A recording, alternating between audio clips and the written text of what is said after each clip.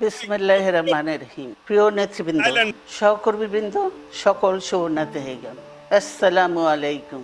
প্রতি বছর মে মাসের এই দিনটি আমাদের পরিবারে আসে এক বেদনা বিধুর স্মৃতি নিয়ে। এই দিনে শুধু আমাদের পরিবার নয়, বরং সমগ্র দেশই হয়ে ওঠে পড়েছিল বেদনার্ত ও অভিভাবকহীন। আমাদের প্রিয় মাতৃভূমি বাংলাদেশের জন্মের সাথে জড়িয়ে থাকা এক অবিচ্ছেদ্য নাম শহীদ প্রেসিডেন্ট জিয়াউর রহমান, যে চট্টগ্রাম থেকে স্বাধীনতার ঘোষণা করে তিনি এ দেশের সাথে তার নাম অবিচ্ছেদ্য করেছিলেন। সেই চট্টগ্রামেই এক সফল, সৎ, দূরদর্শী ও প্রকৃত দেশপ্রেমিক প্রেসিডেন্ট হিসেবে নিজের জীবন উৎসর্গ করেছেন।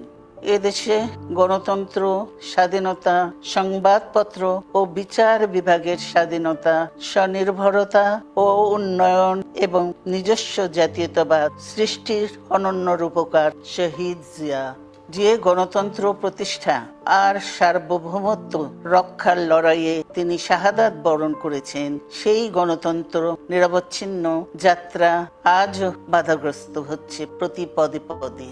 খুব শীঘ্রই আমরা বাংলাদেশকে গণতন্ত্রে পুনঃপ্রতিষ্ঠিত দেখতে পাব। এই হোক শহীদ জিয়ার শাহাদাত বার্ষিকীতে আমাদের অঙ্গীকার।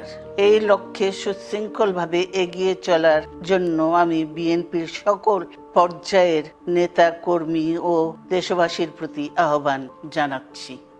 মনে রাখবেন, সবার জন্য গণতন্ত্র ও উন্নয়নের মাধ্যমে সকল সমস্যার সমাধানের যে রাজনীতি শহীদ জিয়া রেখে গেছেন, তা বাস্তবায়নের মাধ্যমে তার প্রতি শ্রদ্ধা জানাতে হবে।